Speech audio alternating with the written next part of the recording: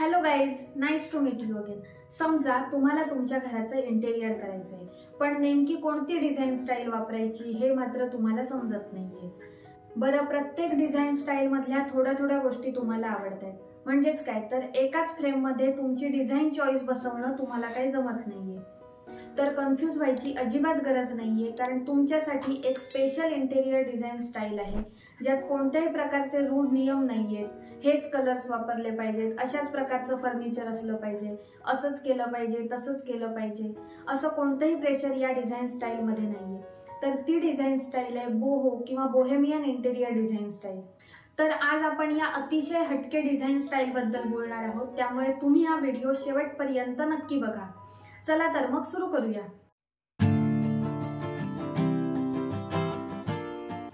Hello again. तर सगळ्यात आधी आपण बोहो स्टाईलचा इतिहास जाणून घेऊया.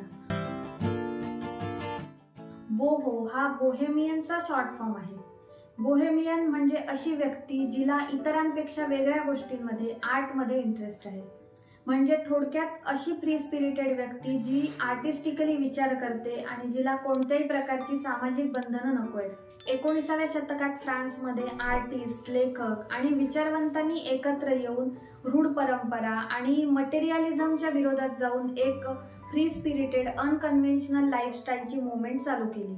आणि मग ही विचारसरणी फॉलो करणारे लोक एकत्र येऊन अशा लहान जागांमध्ये राहायला आले ज्याचं रेंट कमी आहे, आणि ती घरं सजवताना त्यांनी लक्झरीपेक्षा क्रिएटिव्हिटीवर जास्त फोकस केला. सुरुवातीच्या बोहेमियन काळात सामाजिक बंधनं नाकारून आर्ट, फिलॉसॉफी आणि सेल्फ एक्सप्रेशनला महत्त्व दिलं गेलं, आणि यातूनच पुढे जाऊन बोहो डिझाईन स्टाईलचा जन्म झाला. यात Moroccan, Indian, middle eastern Asian, त्याचप्रमाणे ट्रॅव्हलर्स किंवा ज्यांना एक्सप्लोर करायला आवडतं अशा सगळ्यांची लाईफस्टाईल रिफ्लेक्ट होते. तर सगळ्यात आधी आपण या स्टाईलची वैशिष्ट्ये जाणून घेऊया. तर पहिलं वैशिष्ट्य आहे ते म्हणजे यात वापरले जाणारे रंग. बोहो स्टाईलमध्ये रिच अर्दी टोन्स वापरले जातात, म्हणजेच टेराकोटा, मस्टर्ड, ऑलिव्ह ग्रीन यासारखे रंग. त्यानंतर मग ज्युएल टोन्स म्हणजे एमराल्ड ग्रीन, सफायर ब्ल्यू आणि रुबी रेड यासारखे कलर, ज्यामुळे डेप्थ येते. त्यानंतर वॉर्मनेससाठी गोल्ड आणि मेटॅलिक कलर्स वापरले जातात. पुढचं वैशिष्ट्य आहे ते म्हणजे लेअर्ड टेक्स्चर आणि पॅटर्न. टेक्स्चर आणि पॅटर्न हा बोहो स्टाईलचा आत्मा आहे. त्यामुळे मग फ्लोरिंगवर प्लश रग असतात, मॅक्रेमचे वॉल हँगिंग असतात. शिवाय वेगवेगळ्या पॅटर्न असलेल्या कुशन्स हार्मोनियसली वापरल्या जातात. त्यानंतरचं वैशिष्ट्य आहे ते म्हणजे नॅचरल आणि हँडमेड मटेरियल्स. बोहो स्टाईलमध्ये नॅचरल आणि हँडमेड मटेरियल वापरण्यावर जास्त भर असतो. त्यामुळे या स्टाईलमध्ये रत्तन, बांबू यासारख्या मटेरियलपासून बनवलेल्या चेअर्स, तागापासून बनवलेले रग, लाकडी टेबल, मातीची भांडी यासारख्या वस्तू कॉमन असतात. हँडमेड प्रोडक्टमध्ये पॉटरी, वुवन बास्केट किंवा लाकडापासून बनवलेले स्कल्पचर या सगळ्या गोष्टींना खूप महत्त्व आहे. त्यानंतरचं वैशिष्ट्य आहे ते म्हणजे इंडोर ग्रीनरी. वेली, मोठ्या पानांची झाडं, सक्युलंट्स यासारख्या गोष्टींमुळे बोहो स्टाईलमध्ये लाईव्हलीनेस येतो. पुढचं वैशिष्ट्य आहे ते म्हणजे यात वापरलं जाणारं फर्निचर. इम्परफेक्शन ही बोहो स्टाईलची खासियत आहे. यामध्ये विंटेज आणि इक्लेक्टिक स्टाईलचं फर्निचर वापरलं जातं. Low seated pouf, floor cushion, rattan, bamboo यासारख्या मटेरियलपासून बनवलेलं फर्निचर या स्टाईलमध्ये वापरलं जातं.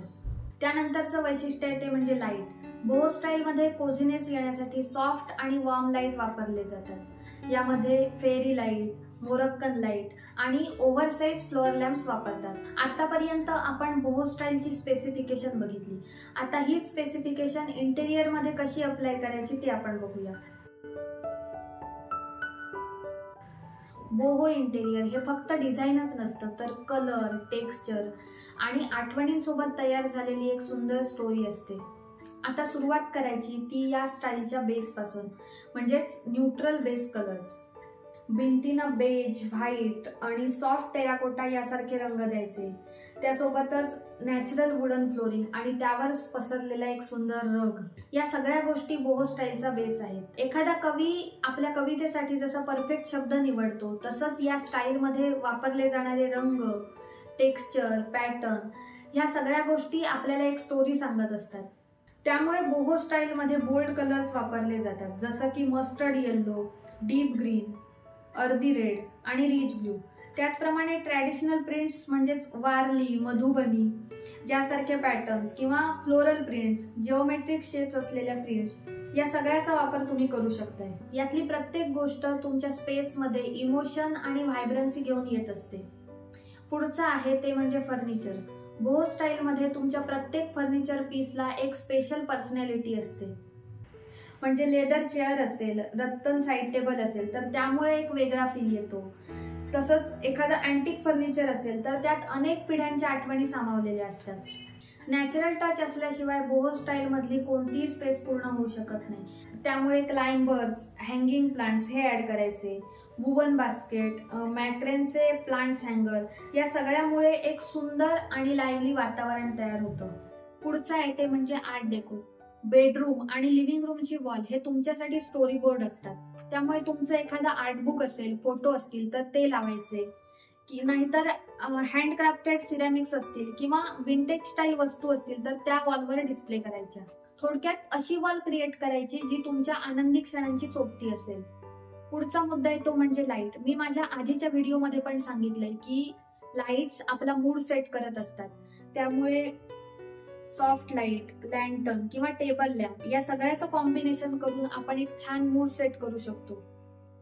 रीडिंग कॉर्नर, स्टडी एरिया या ठिकाणी तुम्ही अशा प्रकारचं लाईट्स वापरून एक छान पीसफुल वातावरण क्रिएट करू शकताय. आता बघूया बोहो स्टाईल कशासाठी चूज करायची. तर बोहो स्टाईल म्हणजे फक्त एस्थेटिक्सचा विचार नाही तर ती एक फिलॉसॉफी आहे. बोहो डिझाईन म्हणजे एक अशी स्पेस क्रिएट करणं ज्यात तुमची क्रिएटिव्हिटी खुलून येईल, जिथे डिझाईनचे रूढ नियम बेंड करून हवा तो परिणाम साधला जाईल आणि जिथे प्रत्येक ऑब्जेक्टला एक मिनिंग असेल. या स्टाईलमध्ये मिक्स अँड मॅचला वाव असतो, सेल्फ एक्सप्रेशन करू शकता. बोहो स्टाईल तुमच्या घराशी तुमचं पर्सनल कनेक्शन निर्माण करते, ज्यामध्ये मिनिंगफुल डेकोर, ट्रॅव्हल सोव्हेनियर्स आणि हँडमेड प्रोडक्ट वापरले जातात, ज्यातून तुमची पर्सनॅलिटी रिफ्लेक्ट होते.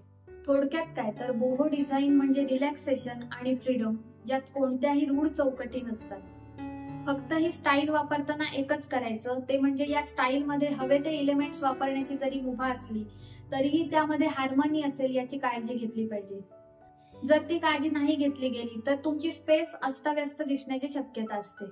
तर मित्रांनो, तुम्हाला ही बोहो इंटेरियर डिझाईन स्टाईल कशी वाटली हे नक्की कमेंटमध्ये सांगा.